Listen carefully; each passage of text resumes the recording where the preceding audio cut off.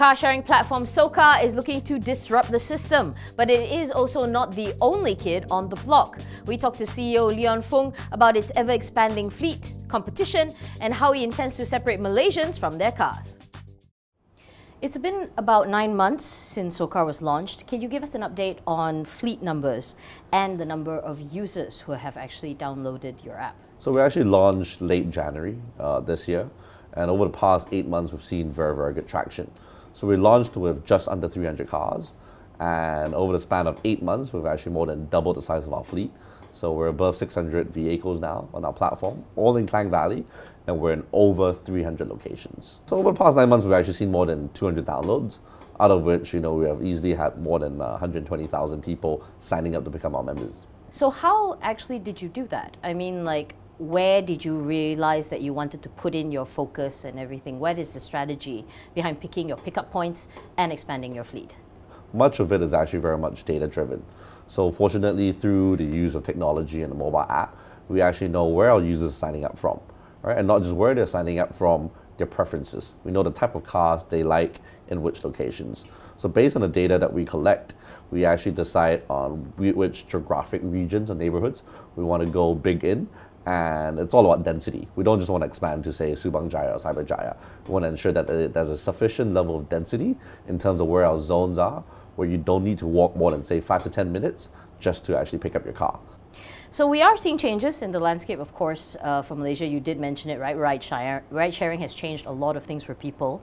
But how do you see car sharing in terms of a platform? Will it be as big a disruptor as ride sharing is? So I was fortunate enough to actually, have been part of the ride sharing journey myself. So I actually brought ride sharing in its current form today to Malaysia. So I think one thing that ride sharing has really brought to Malaysians is giving them that option, that affordable option to travel from A to B, especially for trips which are, say, below 15 to 20 kilometers at a very affordable pricing with short waiting times. However, as we know, Klang Valley or the geography in KL, where very often you need to travel from places, say, Glenmarie to KLCC, right? Or even from, say, Damansara Heights to Cyberjaya, or from Putrajaya to another location. Yeah. What this means is these journeys often, take place over longer distances, where it makes a lot more sense to actually have a car, right, for the flexibility and for that kind of affordable option. Car sharing is a perfect complement to ride sharing in what we call the multi-flex movement. So multi-flex, is a term that coined by Socar, which means that people now want multimodal transportation, which gives them absolute flexibility, right? So some days I want to take a Grab to work. Sometimes I want to take an MRT to meetings, and sometimes after work I need to run errands, I need to pick people up. I still need a car. But so far, the only places that can actually experience this is Klang Valley. Where else are you looking to kind of expand? So we're fortunate enough to really see our popularity grow in the Klang Valley over the past 8 months, and our next move will probably be further south towards Johor Bahru. Your app's already pretty seamless, I have to admit, because I actually gave it a run through myself. It's a very easy user experience. So are you planning to make any additional investments into it? Because app being seamless is one thing. These days you're talking about intuitiveness, right? That's what you want. You want the things to think for you before you go into it. So what other investments are you going into the app? Part of our core philosophy at Socar is we want to be as customer obsessed or customer centric as possible. What this means is the team is constantly looking at how do we make the user experience more magical, right? Magical in the sense that before you even press a button, we know what you want to do next. So in short, yes, we certainly want to invest in making that overall booking process and the unlocking process more magical.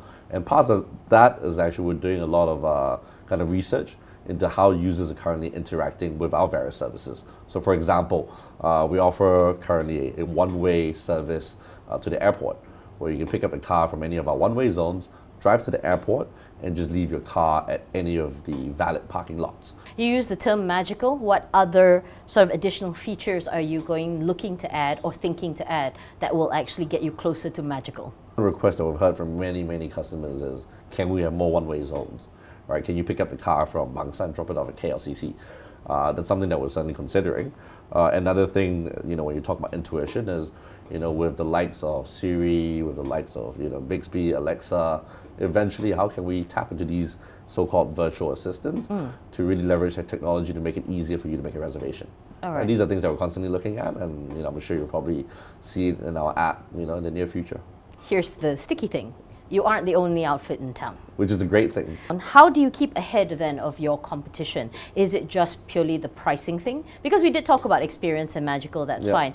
But let's be frank, a lot of people, it's down to pricing. So do you think your pricing is competitive enough to keep up with maybe some guys who are more homegrown and the international guys? Yeah, so we do acknowledge that, Malaysia in general is quite a price-sensitive market. So affordability is key. But what's more important than affordability to us is actually how efficiently do we run our operations.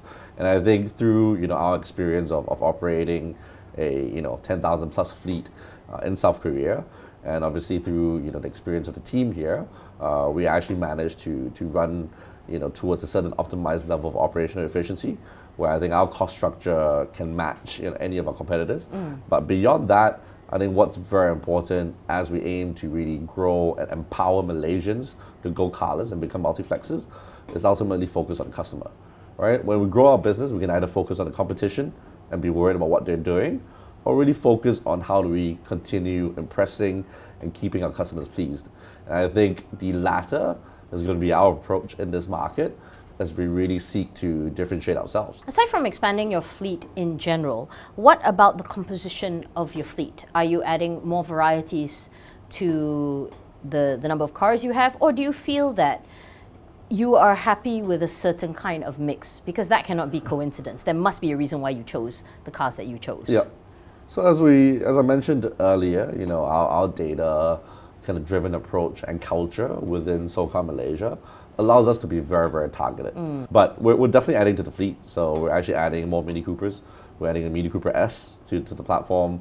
We're going to look at more fun cars, more electric vehicles, so that people truly get to enjoy car sharing for what it offers, which means not being stuck to one car for the next 9 years.